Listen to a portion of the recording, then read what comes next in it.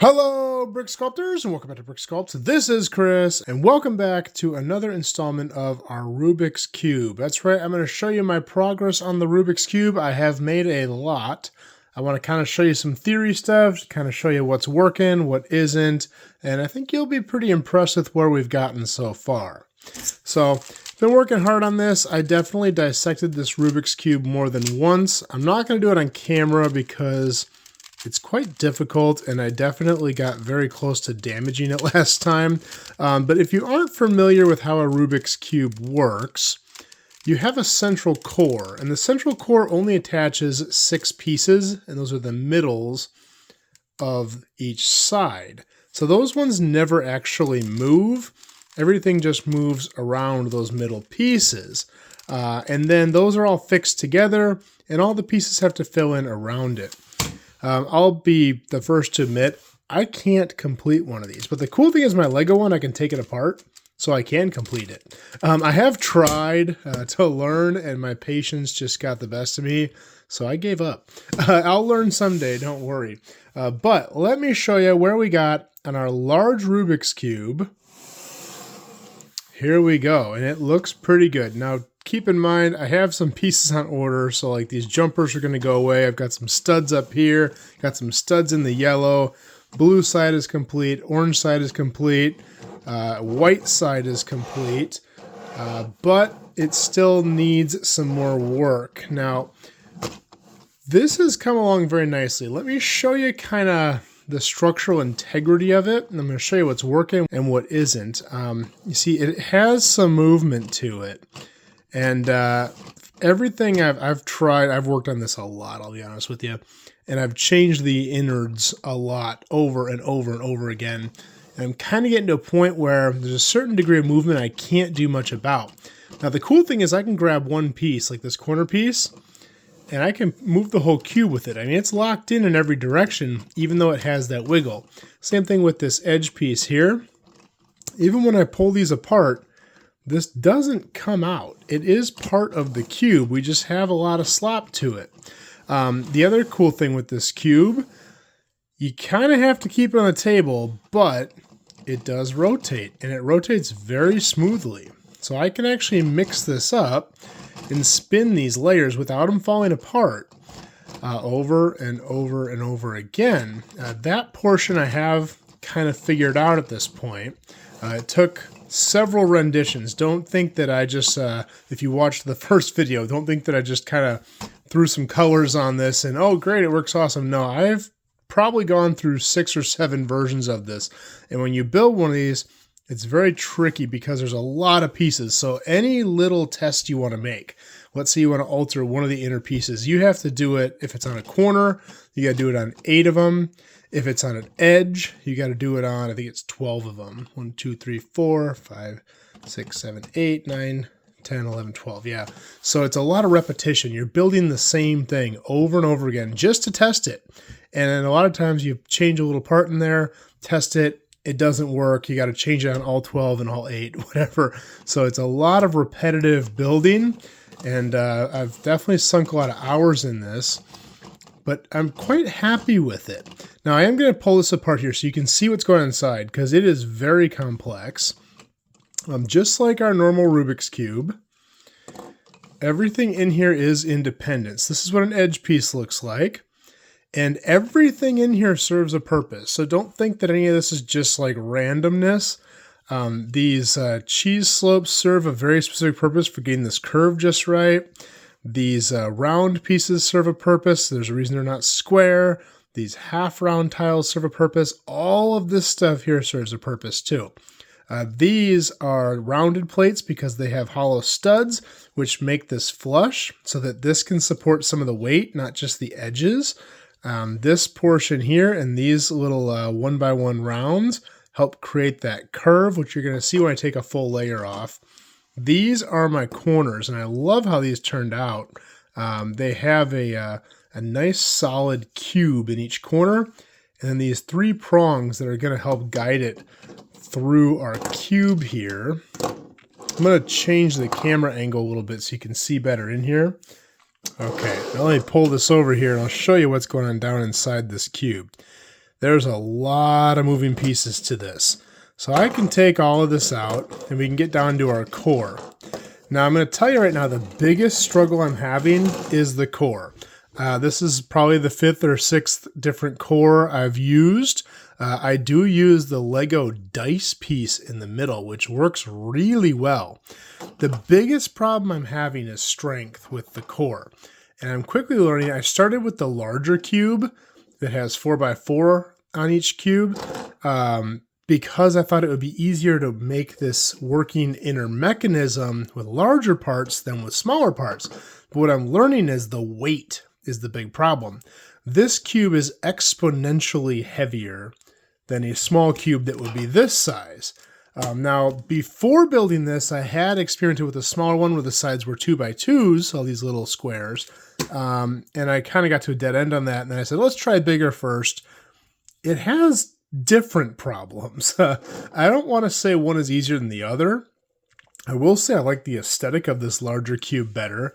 Because, you know, if this were to ever be, not that I am big on submitting stuff to ideas or anything, but if this ever were to be an official Lego set, I think it would be a lot cooler to have something bigger that you could actually display and actually hold versus a small cube.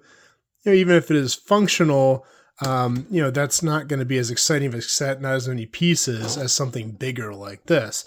But the biggest problem with this core is that because of the weight of all these pieces together, you know, if I pick this up off the table, one of these ends has to hold it. And I've got a lot of connections here. I've got a 4 stud connection right there. I've got a Technic connection right here. I've got another Technic connection. And then I've got another 4 stud connection. If any of those are weak, and again, this is a lot of weight, that bottom falls out, the whole thing falls apart, the sides pop off, because these pop off pretty easily, and then we're in trouble. Now I'm going to say something a little controversial here, and I want to get your opinion, so let me know in the comments. I'm debating gluing part of this core together. Now, before we get too crazy, let me talk about it. Let's say Lego was to make an official Rubik's Cube of this size. I can almost guarantee you that they would not build a core like this, or even close to this. I can almost guarantee you that they would make it in a way where it's one piece. They would make a specific part for it. They'd almost have to. Now, when I'm building a model for myself, I can keep it on a table and I can handle it very carefully and it's fine. When Lego produces a set for the general public to buy, they have to expect that people are going to be able to handle it even with a little bit of play and have it not fall apart. And I don't think it is possible, maybe I'm wrong, but I don't think it's possible to make a core strictly out of Lego pieces. And it doesn't have to be this core, I'm saying any core that is going to be strong enough to hold this much weight in place. Maybe I'm wrong. So I do have an idea. I have not decided if I'm actually going to do it or not yet, but I have decided, or I have thought about gluing some of these connections. For example, this connection here, this connection here. Obviously, I have to have at least one Technic connection here so I can have rotation. But I don't know. This connection here is pretty weak. I do have a little bit different hardware on some of these because I was lacking some pieces and I'm trying different things, but they all kind of come out to the same thing. Let me know what you think, because I do think if Lego were to make this, they would almost certainly have to make a core piece that would not fall apart. And then you could construct all these pieces. So who knows? Now, let me put this back together here, show you how it goes together. Every piece is very specific. Obviously, you got to match your colors. I'm going to start with white on the bottom. That orange one's going to plug in right there. And we'll just kind of get some stuff in place. You got to find everything that's white. You can see these fit together very nicely with these rounds and these cheese slopes. I'm going to demonstrate this more once I get this reassembled. But the action is really, really cool to see, even if it is a little fragile.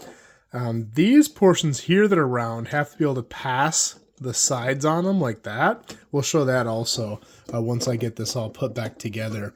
Let's see here. Here's another one. Orange red. I'm getting ahead of myself here now. Shouldn't be doing that, Chris. Let's see, white, yellow. This is fun. I can't solve one of these, but I can do this. I know it's not on par. But I will say, at least I can say I think building this is about equal skill, or maybe better than being able to solve one of these. Because this is tough. This is very difficult stuff. A lot of fun though. I mean, I've definitely burned a lot of brain cells on this, but a lot of fun.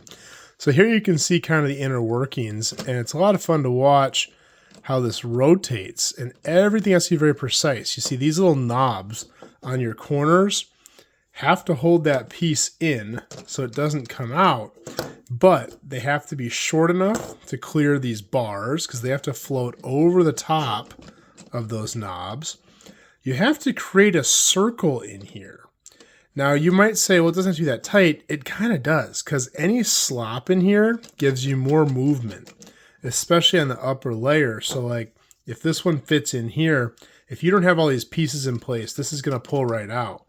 And even when you're rotating, you know, when this is in this corner and you rotate it, you have to have pieces in here just right, or that knob will also pull out. You can see it right here. See how this piece has to stick up past this bar so that it grabs that round and doesn't allow us to slip out. That was one of the first problems I had, was I got it to rotate beautifully, but the corners, once they rotated here, would pull right out of the cube.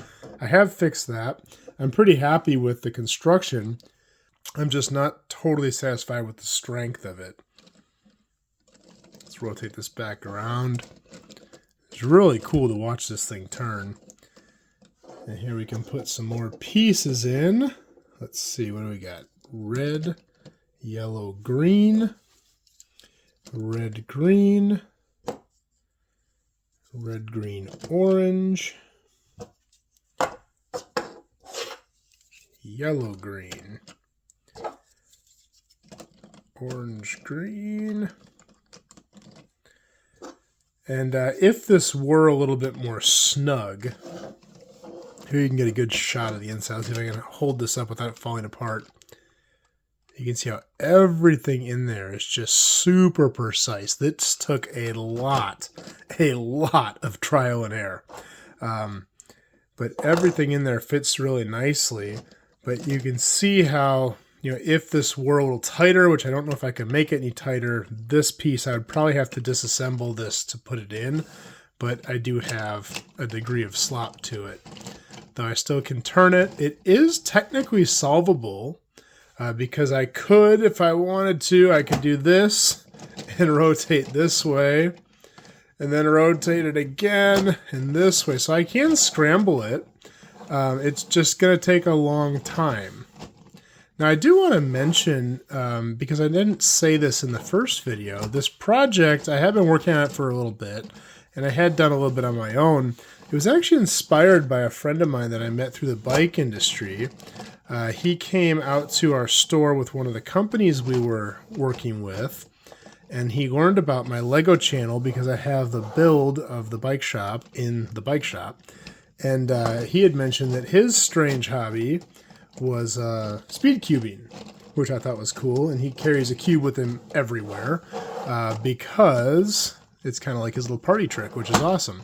And so he showed me, I think he said, now I might be wrong about this, but I think he said he could solve one in like 6 or 7 seconds, and he demonstrated me he can do it really fast. Sometimes you get a weak spot. And the other tricky thing is, with any Rubik's Cube, you have to make sure you put it together with the sides matching, because I may, in just sticking these back in, may have made it unsolvable. I don't know. But it was pretty cool, and you know, we kind of talked about it, and I think he does some YouTube stuff as well. I have to get his channel linked on here because I don't know if I have it off the top of my head. But it was pretty cool, and he had challenged me to do a Rubik's Cube, and I said I've actually tried, and I'd like to try again. So he kind of inspired this project, and he's been watching these videos, so pretty cool. I just ran into him last week at the trade show for the bike industry, so that was kind of cool. But yeah, that's where we're at with our Rubik's Cube. We do have a functioning Rubik's Cube. It could definitely use some work. Let me know below in the comments if you think I should glue that core or not. Part of me really wants to, and part of me is like, no, that's against the rules. So I'm not totally sure what I want to do there yet. Well, hope you guys like this video. If you like this video, please like and subscribe and do more just like this in the future. That's all I have for this time, and we will see you next time.